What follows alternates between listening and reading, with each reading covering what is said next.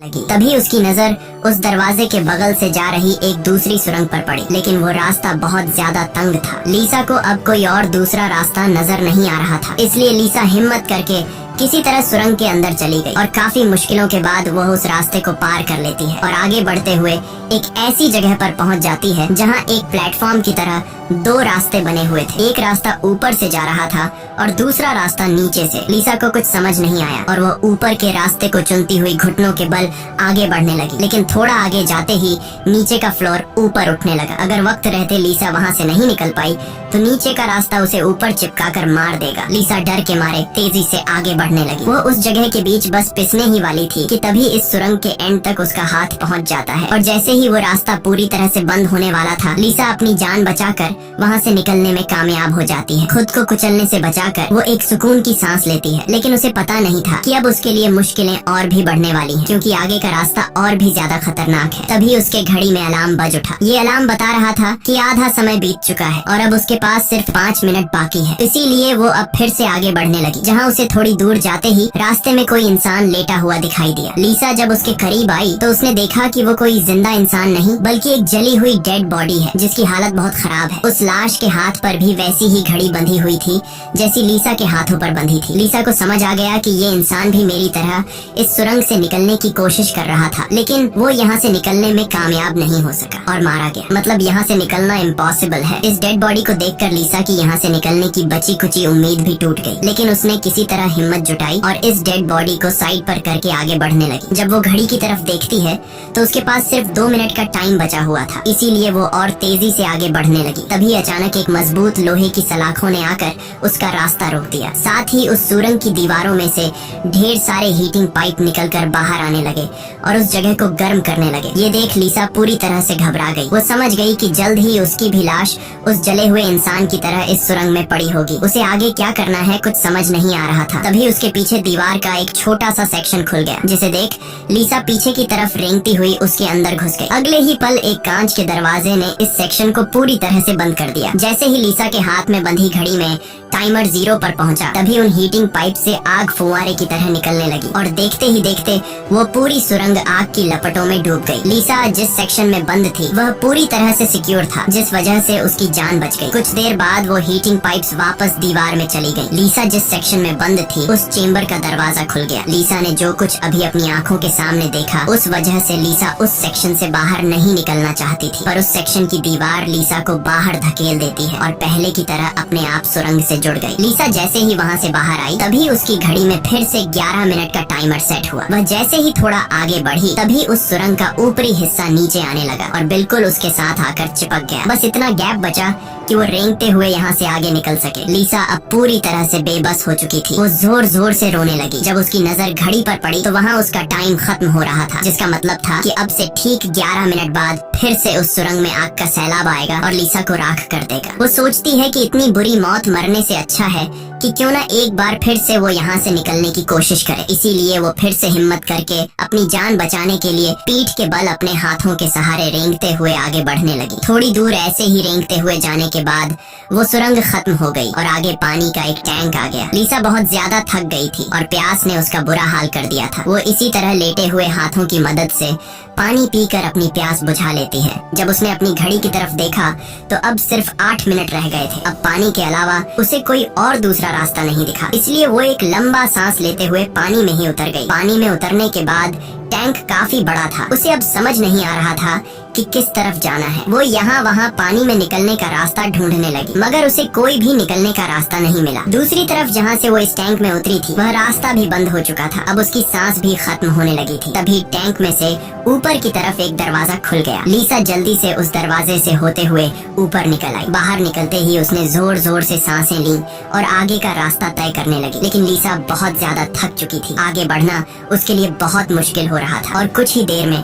भारी थकान की वजह से लीसा की बीच रास्ते में ही आंख लग गई। लेकिन तभी लीसा के कानों में किसी के चीखने की आवाज गूंज उठी। वहाँ और भी कोई था जो मदद के लिए पुकार रहा था। उसकी आवाज सुनकर लीसा के अंदर बचने की एक उम्मीद जाग उठी, इसीलिए वो जल्दी से उस आवाज का पीछा करने लगी। अचानक एक जगह उसके ठीक नीचे एक दरवाजा खुला जिसके अंदर उबलता हुआ तेजाब था। लीसा उस तेजाब में गिरने से बाल बाल बची। वो तेजाब इतना खतरनाक था कि एक मजबूत लोहे को भी कुछ सेकंड में पिघला बुझा देता। लीसा जल्दी से अपने कपड़े का एक टुकड़ा काटती है और उसे टेस्ट करने के लिए तेजाब में डुबोती है। कपड़ा कुछ ही सेकंड में काली राख में बदल जाता है। ये देखकर वो बहुत ही संभल कर आगे बढ़ती है। वो अपने हाथों और पैरों को उस गड्ढे के किनारों पर रखकर उस जगह को पार करने ही वाली थी कि तभी उसका घुटना तेजाब में लग जाता है, जिससे लीसा दर्द से चीख पड़ी। खुशकिस्मती से उसके सूट की वजह से उसका घुटना गलने से बच गया, लेकिन उसके घुटने पर एक गहरा जख्म बन गया था। अच्छी बात ये थी कि अब वह मदद की आवाज काफी करीब से आ रही थी। लीसा अपना दर्द भूलकर फिर से उस आवाज का पीछा करने लगी और आखिरकार वो एक लोहे की ग्रिड के पास जा पहुंची। उससे कुछ दूरी पर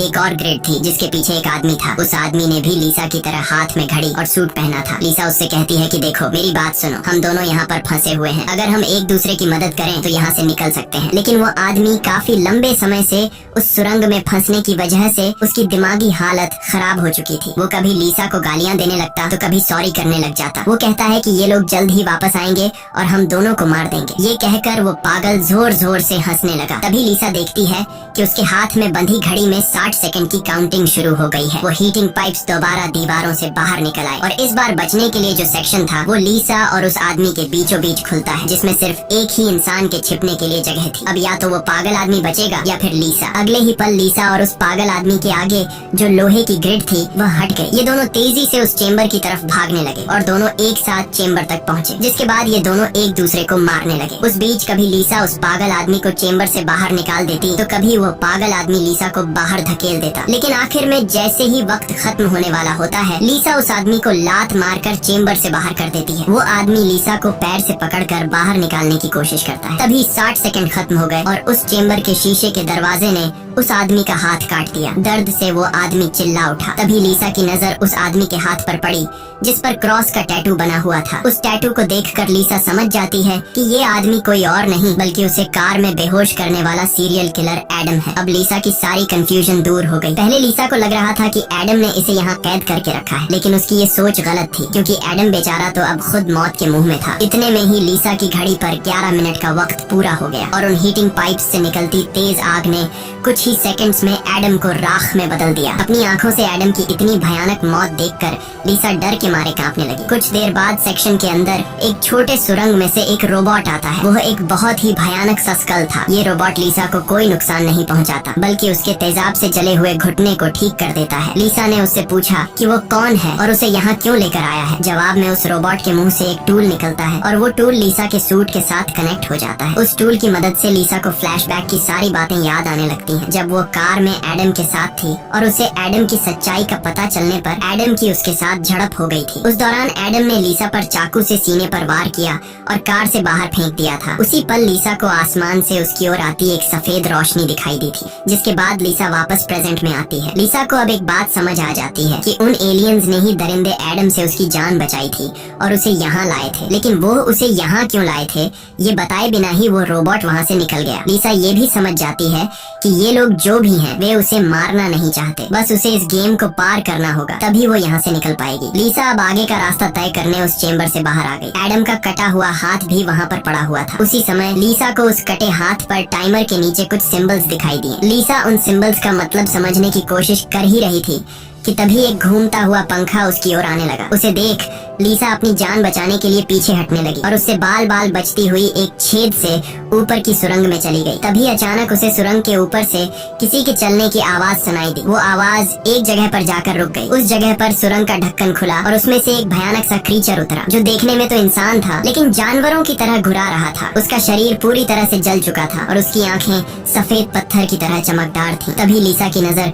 उसके कटे हुए हाथ की तरफ गई। उसका कटा हुआ हाथ देखकर लीसा समझ गई कि वो कोई और नहीं बल्कि एडम है, जो जलने के बाद एक राक्षस में बदल चुका है। अब वो लीसा को मारना चाहता था। एडम की आंखें जल गई थी, इस वजह से वह लीसा को देख तो नहीं सकता था पर वो सुन सकता था। लीसा चुपचाप धीरे धीरे आगे बढ़ने लगती है, लेकिन तभी उसकी घड़ी के फर्श पर टकराने से एक हल्की सी आवाज गूंज उठी, जिससे एडम को उसकी भनक लग गई और तेजी से लीसा को मारने के लिए उसके पीछे आने लगा। लीसा उसके हाथ लगने ही वाली थी कि तभी लीसा एक पतली सुरंग से उस पार चली गई। एडम को कुछ नजर न आने की वजह से वह उस जगह को पार नहीं कर पाया। लीसा उस सुरंग से आगे बढ़ती हुई हुई एक ऐसी जगह पर पहुंची जहां उसके पास आगे जाने के लिए 2 रास्ते थे। लीसा को कुछ समझ नहीं आ रहा था कि किस रास्ते को चुनना चाहिए। वह बहुत सोचने के बाद जब उसे कुछ समझ नहीं आता तो वह एक अंदाजे से लेफ्ट वाले सुरंग में घुस जाती है। सुरंग के बाहर एक कमरा था जिसकी चारों ओर कांच की दीवारें थीं। उन दीवारों पर लीसा को उसके पैदा होने से लेकर अपनी बेटी को जन्म देने तक की सारी यादें दिखाई दे रही थीं। वहाँ लीसा ने ये भी देखा कि किस तरह उसकी लापरवाही की वजह से उसकी बेटी की जान चली गई। लीसा अपनी बेटी को याद करके बहुत रोने लगती है। तभी उसने देखा कि ऊपर छत से एडम फिर से उसके पीछे आ रहा है, लेकिन लीसा उससे अपनी जान छुड़ाकर एक दूसरे सुरंग में पहुंच जाती है जहां उसने कुछ ऐसा देखा जिससे उसकी खुशी का ठिकाना नहीं रहा। उसने देखा कि उस सुरंग के खत्म होने पर बाहर नीला आसमान चमक रहा है। अपनी आजादी को इतने करीब से देखकर लीसा में दोबारा हिम्मत आ गई, लेकिन उस सुरंग को पार करने के लिए उसे एक कंटीले रास्ते से होकर गुजरना पड़ेगा। अब सिर्फ 60 सेकंड का टाइम बचा हुआ था। अगले ही पल हीटिंग पाइप्स भी दीवार से बाहर निकल आए जो 60 सेकंड खत्म होते ही उस जगह को आग से भरने वाले थे। लीसा बिना टाइम जाया किए इन कांटेदार तारों के नीचे से जाने लगी, जिससे वो कांटेदार तार उसकी बॉडी में घुसकर लीसा की पीठ बुरी तरह से काट देते हैं। लीसा बहुत ज्यादा तकलीफ में होती है और उसके पीठ से बहुत ज्यादा खून निकलने लगता है, लेकिन लीसा खुद की परवाह किए बिना धीरे धीरे आसमान की तरफ बढ़ने लगी। तभी पीछे सुरंग में चेम्बर खुला जिसमें एडम झट से जाकर छिप गया। अब कुछ ही देर में आग का सैलाब आने वाला था। खून से लथपथ लीसा बाहर निकलने की कोशिश में थी, लेकिन बहुत ज्यादा खून बहने की वजह से अब आगे बढ़ना उसे मुश्किल हो रहा था। उसकी आंखें धुंधली हो रही थीं। तभी 60 सेकंड खत्म हो गए और अगले ही पल वहाँ आग बरसनी शुरू हुई। उससे पहले कि वो आग का सैलाब लीसा को भी अपनी चपेट में लेता, लीसा के ठीक नीचे एक द्वार खुला और वो नीचे एक चेम्बर में जा गिरी और बेहोश हो गई। थोड़ी देर बाद जब लीसा की आंख खुली तो उसने देखा कि वो फिर से उसी जगह पर आ गई है जहाँ से उसने बढ़ना शुरू किया था। यानी अब तक उसने जितनी भी मेहनत की यहाँ से निकलने की वो सारी जाया चली गई। ये देखकर लीसा अब पूरी तरह से टूट चुकी थी। तभी वो रोबोट उसकी मरहम पट्टी के लिए दोबारा आ जाता है। लीसा ने उसे मरहम पट्टी करने से रोका क्योंकि वो दोबारा ये सब दोहराने के लिए तैयार नहीं थी। उसने रोबोट से कहा कि वो अब सिर्फ मरना चाहती है। उस रोबोट ने लीसा की बात मान ली और उसके मुंह से एक इंजेक्शन निकलकर लीसा के शरीर की तरफ बढ़ने लगा। तभी लीसा को एडम के हाथ पर बने हुए निशान याद आ गए। वो समझ गई कि जरूर वो निशान यहाँ से बाहर निकलने का रास्ता बताते हैं, इसलिए वो अपने खून से दीवार पर एडम के हाथ पर बने हुए निशान बनाने लगी, जिसे काफी गौर से देखने के बाद लीसा को पता लगा कि ये तो एरो है जो यहाँ से निकलने की डायरेक्शन बताते हैं। जैसे कि पहला एरो लेफ्ट साइड की तरफ मुड़ा हुआ था, जिसका मतलब रास्ते में आने वाली पहली 2 सुरंगों में से उसे लेफ्ट साइड वाली सुरंग के अंदर जाना चाहिए। दूसरे नंबर का एरो राइट साइड की ओर मुड़ा हुआ था, यानी पहली सुरंग को पार करने के बाद जब फिर से एक साथ 2 सुरंगें आएंगी तब राइट साइड वाली सुरंग के अंदर जाना चाहिए। उसे लगा कि जरूर मेरे हाथ की घड़ी के नीचे भी इसी तरह के सिंबल्स बने होंगे जो यहाँ से बाहर निकलने की डायरेक्शन बताते हैं। ये समझते ही लीसा ने उस रोबोट से उसके जख्मों को ठीक करने को कहा। जख्मों की मरहम पट्टी होते ही वो एक नई उम्मीद के साथ फिर से इन टनल्स में निकल पड़ी। लीसा पहले भी इन सुरंगों से गुजर चुकी थी, इसलिए वह बड़ी आसानी से उन सुरंगों को पार करते हुए आगे बढ़ने लगी और उस तेजाब से भरे गड्ढे के पास जाकर रुक गई। वहाँ उसने अपनी घड़ी को तेजाब में जलाकर उसे अपनी कलाई से अलग किया। उसकी कलाई पर भी ठीक वैसे ही सिंबल्स थे जैसे एडम के हाथ पर थे, बस उनमें थोड़ी बहुत चेंजिंग थी। लीसा उस जली हुई घड़ी को अपने हाथों में लिए हुए आगे बढ़ने लगी और उस जगह पर पहुंच गई जहां उसने पहली बार इन 2 टनल्स में से लेफ्ट वाले टनल को चुना था, लेकिन सिंबल्स के मुताबिक सही सुरंग राइट वाली है। वो जल्दी से राइट वाली सुरंग में चली गई, जहां आगे जाकर उसे 2 और सुरंगें मिली जिनमें सही सुरंग लेफ्ट वाली थी। इसी तरह लीसा अपने हाथ पर बने निशान की मदद से हर बार सही रास्ता चुनकर आगे बढ़ रही थी, लेकिन तभी एक बार फिर से एडम उसके पीछे पड़ गया। यहाँ लीसा समझदारी से काम लेते हुए एडम को गुमराह करने के लिए एक सुरंग के अंदर अपनी घड़ी फेंक दी और खुद दूसरी सुरंग में छिपकर बैठ गई। एडम घड़ी की आवाज का पीछा करते करते दूसरी सुरंग में घुस गया। एडम के जाते ही जब लीसा ने अपनी कलाई पर बने सिंबल्स चेक किए तो उसे पता चला कि उसने एडम को जिस सुरंग में भेजा था वही सही सुरंग थी। ये देखकर लीसा बहुत ज्यादा परेशान हो गई। अब लीसा के पास कोई दूसरा रास्ता नहीं था, इसलिए वो धीरे से एडम जिस टनल में था वो भी उस टनल में घुस गई। ये टनल काफी अजीब सा था। ऐसा लग रहा था कि ये टनल जैसे किसी बड़े जानवर का पेट हो। लीसा धीरे धीरे आगे बढ़ने लगी। थोड़ा सा आगे जाकर उसने देखा कि उसकी घड़ी सामने पड़ी हुई है, लेकिन एडम भी वहाँ पर मौजूद है। एडम अब चूंकि देख नहीं सकता था, इसलिए लीसा चुपके से उस घड़ी को उठा लेती है। पर तभी घड़ी में 60 सेकंड्स बचे होने का अलार्म बजने लगा, जिसकी आवाज से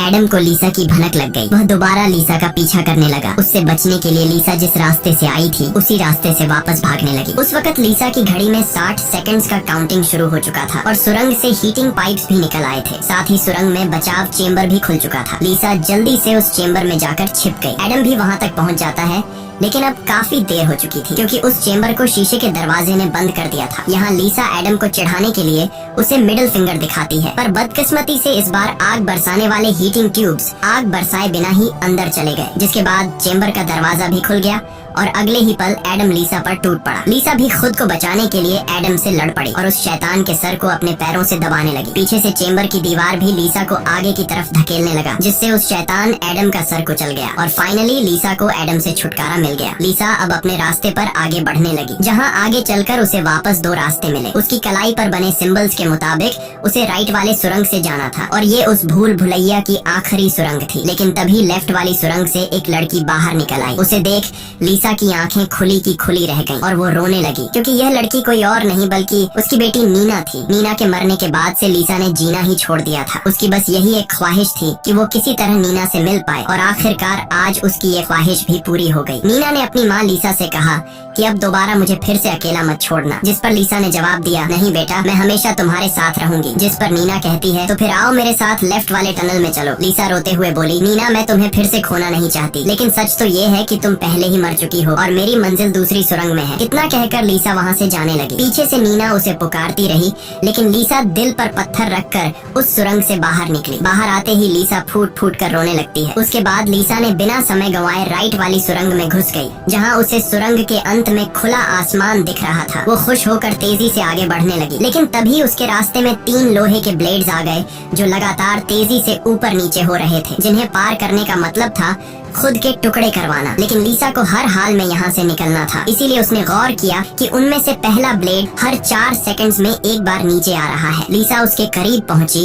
और जैसे ही वो ब्लेड ऊपर गया तो 4 सेकंड्स पूरे होने से पहले झट से उस पार चली गई। उसके बाद वो दूसरे ब्लेड के पास पहुँच जाती है। इसी तरह दूसरा ब्लेड हर 3 सेकंड्स में नीचे आ रहा था। लीसा ने हिम्मत दिखाते हुए उसे भी पार कर लिया, लेकिन लास्ट वाला ब्लेड सिर्फ 2 सेकंड्स में नीचे आ रहा था, जिसे पार करना लीसा के लिए बहुत ही मुश्किल था। पर आजादी की चाहत में लीसा ने उसे भी पार तो कर दिया, लेकिन बदकिस्मती से उसका पैर ब्लेड के बीच आकर कट गया। लीसा का दर्द से बुरा हाल हो गया था, लेकिन लीसा अपने पैर की परवाह किए बिना सुरंग के एंड तक पहुंच जाती है, जहां उसे खुला आसमान नजर आ रहा था। लेकिन जैसे ही उसने अपना हाथ सुरंग से बाहर निकालने के लिए आगे बढ़ाया, उसका हाथ सामने लगाए स्क्रीन पर जा लगा, जहां खुले आसमान का वीडियो चल रहा था। ये देखकर लीसा बहुत ज्यादा मायूस हुई। उसने कहा, मैंने वो सब कुछ किया जो मुझे करने को कहा गया था। उसके बाद वो पागलों की तरह हंसने लगी। तभी सुरंग से हीटिंग पाइप्स निकल आए, क्योंकि अब कुछ देर बाद 11 मिनट का टाइम खत्म होने वाला था। लीसा अब सुकून से मौत का इंतजार करने लगी, लेकिन इस बार वो हीटिंग पाइप्स उसे जलाए बिना ही वापस सुरंग में चली गई। तभी अचानक सुरंग का ऊपर का हिस्सा खुल गया और एक तेज रोशनी लीसा पर पड़ी। लीसा का शरीर अपने आप हवा में उठने लगा